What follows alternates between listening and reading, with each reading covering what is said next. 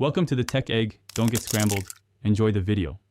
In this video, I will explain how to start your Ford EcoSport automatic. First, make sure your vehicle is in park or neutral. Then, firmly press the brake pedal. Insert your key completely into the ignition. Finally, turn the key to the start position and hold it briefly until the engine begins to run smoothly. For EcoSport models with keyless start, the process is slightly different. First, ensure your smart key is inside the vehicle. Next, verify the gear selector is in park or neutral. Firmly press the brake pedal. Then, simply push the engine start/stop button to ignite the engine. If your EcoSport doesn't start, check a few things.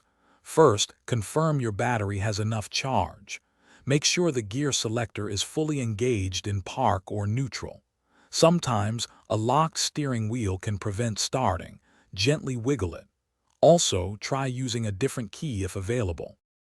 Always prioritize safety when operating your EcoSport. Start the engine only in a well-ventilated area to avoid carbon monoxide buildup. Never leave children or pets unattended inside the vehicle. Before driving, ensure all occupants are properly buckled up. Regular maintenance, like checking fluid levels, is also crucial.